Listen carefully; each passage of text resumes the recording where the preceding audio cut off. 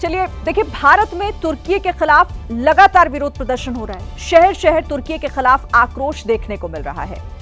दिल्ली, मुंबई, पुणे, लखनऊ, शिमला, उदयपुर, ग्वालियर, गाजियाबाद, बस शहरों के नाम आप गिनते जाइए, आपको हर जगह से विरोध की ही आवाजें सुनाई देंगी। हर शहर में लोग तुर्की से आने वाले सामानों का विरोध कर रहे हैं। विरोध की ज्वाला लगातार बढ़ भी रही है और व्यापारी, खरीदार सभी तुर्की के सामानों का बहिष्कार करते नजर आ रहे हैं।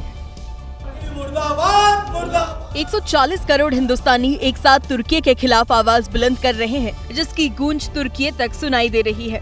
मुंबई में शिवसेना ने तुर्की से आने वाले हर सामान का विरोध करने की मांग की है, तो शिमला में तुर्की से आने वाले सेबों की आयात पर प्रतिबंध की आवाज उठी है। टर्की से जो है भारत में सेब जो है सबसे ज्यादा आयात होता है। ऐसे दुश्मन देश का जो दुश्मन का साथ दे रहा है वो भी दुश्मन ही हमारा हुआ। उस दुश्मन देश के आयात निर्यात पर पूर्णतः हमेशा के लिए प्रतिबंध लगा दिया जाए। इधर भारत से तुर्की के सामान के बॉयकॉट की मांग तेज हो रही है। उधर भारतीय फल व्यापारियों को पाकिस्तान से धमकी भरे फोन और मैसेज आने शुरू हो गए हैं। पुणे के व्यापारियों के पास पाकिस्तानी नंबरों से धमकी आई है। सब रिकॉर्डिंग आई थी, हमने कॉल एक्सेप्ट नहीं किया था। 7-8 मिस कॉल आए उनके, फिर उन्होंने व्हाट्सएप पे रिकॉर्डिंग भेजी सब कुछ। उसमें भारत को धमकी दी गई, गालियाँ दी गई, बहुत बुरी बुरी गालियाँ दी थी। फिर टर्की और पाकिस्तान का आप कुछ नहीं कर सकते, आप एकजुट नहीं हो, ये ऐसा स्पेशली उन्होंने स्पेसिफिक ये किया था। हम डरते नहीं है उनकी धमकियों से, हमारा टर्की बॉयकॉट ये हर रहेगा ही। कुछ भी कर ले पाकिस्तान, आतंक को पालने वालों और उनकी मदद करने वालों को हिंदुस्तान अब छोड़ेगा नहीं। देश के शहर शहर में तुर्की का विरोध हो रहा है। पाकिस्तान की मदद करने की वजह से तुर्की भारत की आम जनता और व्यापारियों के निशाने पर आ गया है। पाकिस्तान से याराना पर उसका खजाना खाली होना भी तय है। भारत और तुर्की के बीच सालाना 68,000 करोड़ रुपए का जो कारोबार है वो होता है। तुर्की से भारत में फल, खासकर सेब, ड्राई फ्रूट्स, मार्बल, कालीन, जैतून का तेल, फर्नीचर, मसाले और कपड़े आते हैं, जिसका देश में पुरजोर तरीके से अब विरोध शुरू हो गया है। मतलब एक तरह से भारत ने बम गोले वाली स्ट्राइक नहीं, तुर्की पर बिजनेस वाली स्ट्राइक कर दी है और इसका खामियाजा तुर्की को बड़े नुकसान के तौर पर होना तय है। मुरादाबाद में वैभव सिंघल का परिवार, ये तुर्की परिवार के साथ घूमने जाने वाला था, लेकिन तुर्की ने हिंदुस्तान के दुश्मन पाकिस्तान का साथ दिया और सिंघल परिवार ने प्लान पर कैंसिल बटन दबा दिया। हमारी तरफ से अगर ऐसा हम करते हैं, जाते हैं टर्की, तो हम देशद्रोही होंगे ऐसे। अब मैंने बिल्कुल कैंसिल कर दिया हमारा प्रोग्राम। अब मेरा प्लान है कि मैं इंडिया में ही घूमूंगा और अपने इंडिया के लोगों को सशक्त करेंगे। जो अपनी करेंसी खर्च करनी है इंडिया में खर्च करेंगे। लॉस तो होता है, क्यों नहीं होगा लॉस तो, लेकिन लॉस तो वो देश से बढ़कर नहीं है। बड़ी बड़ी टूर एंड ट्रेवल कंपनियां तुर्की के टूर पैकेज प्लान बंद कर रही हैं।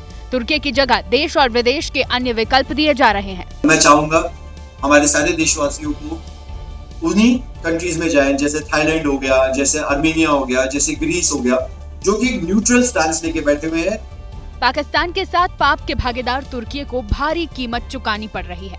एक रिसर्च के मुताबिक हर साल करीब 3 लाख भारतीय पर्यटक तुर्की जाते हैं। भारतीय पर्यटकों के बहिष्कार से तुर्की को $291 मिलियन के नुकसान होने का अनुमान है। बॉयकॉट से बौखलाए तुर्की के राष्ट्रपति एर्दोआन अभी भी पाकिस्तान से रिश्ता जोड़ने में जुटे हैं। एर्दोआन ने कहा, भारत के हमलों का जवाब देने में पाकिस्तान ने धैर्य दिखाया। शहबाज शरीफ पाकिस्तानी भाइयों और बहनों को बधाई। भले ही तुर्की ऐसे बयान देकर खुद को पाकिस्तान का खास दिखाए, लेकिन इसके चक्कर में उसके खजाने को चोट लगनी तय है। आज रक्षा मंत्री राजनाथ सिंह श्रीनगर के बादामी बाग कैंट पहुंचे थे और यहां से उन्होंने पाकिस्तान को सीधा मैसेज दिया है कि अगर उसने दोबारा कोई गुस्ताखी की तो भारतीय सेना पूरी तरह से तैयार खड़ी हुई है। राजनाथ सिंह ने सेना के अधिकारियों और बहादुर जवानों के साथ तस्वीर खिंचवाई। इस दौरान तस्वीर के बैकग्राउंड में वो दमदार हथियार दिखाई दिए जिन्होंने पाकिस्तान को धूल चटाई है। इस फोटो में आपको बराक 8 मिसाइल दिखाई दे रही होगी। ये वही मिसाइल है जिसने पाकिस्तान की उस मिसाइल को हवा में मार गिराया था जो हरियाणा के सिरसा में गिरी थी। इस मिसाइल को भारत ने इजरायल के साथ मिलकर तैयार किया है। इसके अलावा इस तस्वीर के बैकग्राउंड में MiG-29 फाइटर जेट भी दिख रहे हैं।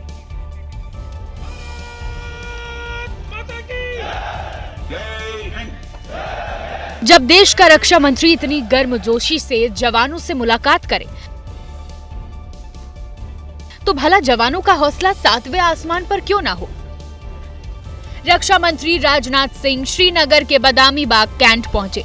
यहाँ उन्होंने पाकिस्तान को धूल चटाने वाले बहादुर जवानों से मुलाकात की और संदेश ये दिया कि पूरा भारत आप पर गर्व कर रहा है। एक तरह से आप समझिए कि मैं एक डाकिया बनकर आपके बीच आया हूं और देशवासियों का संदेश लाया हूं।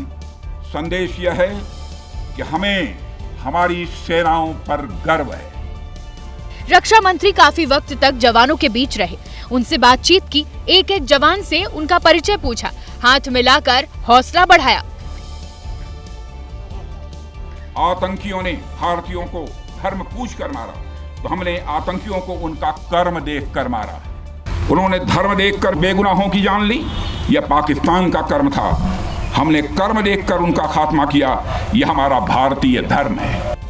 अब हो सकता है कि राजनाथ सिंह को देखकर पाकिस्तान के रक्षा मंत्री भी सैनिकों के बीच पहुंच जाए, क्योंकि जिसकी अकल नहीं होती वो नकल के सहारे ही जीता है। रक्षा मंत्री राजनाथ सिंह ने अपने संबोधन में कई बार पाकिस्तान का नाम लिया, कभी उसे दुष्ट देश बताया तो कई बार उसे भिखारियों से उसकी तुलना कर दी। इसके अलावा उन्होंने परमाणु बम को लेकर दुनिया को एक अहम संदेश भी दिया है।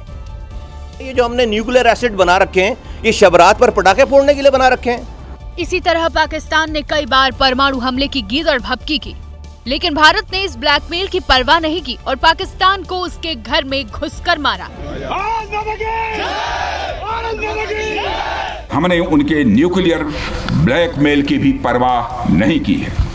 पूरी दुनिया ने देखा है कि कैसे गैर जिम्मेदाराना तरीके से पाकिस्तान द्वारा भारत को अनेक बार एटमी धमकियां दी गई हैं।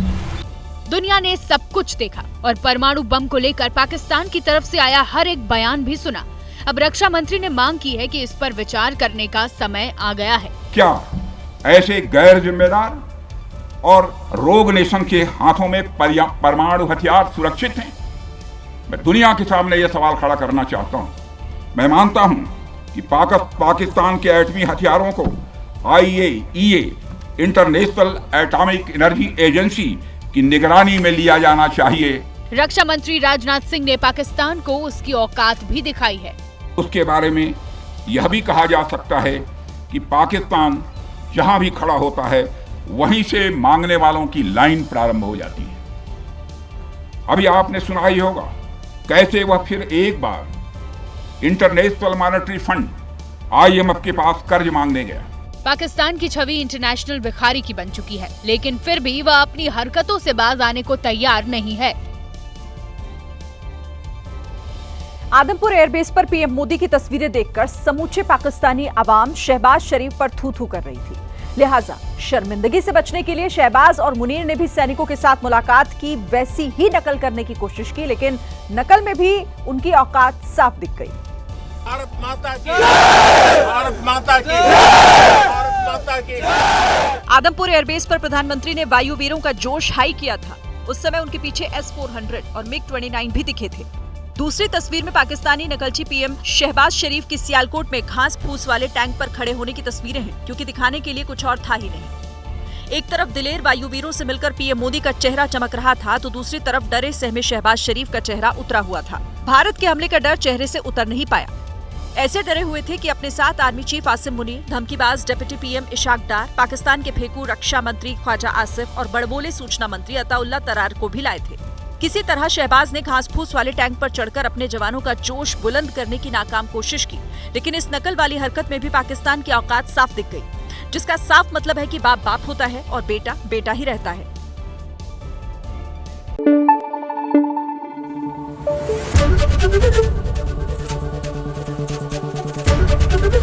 ABP न्यूज आपको रखे आगे।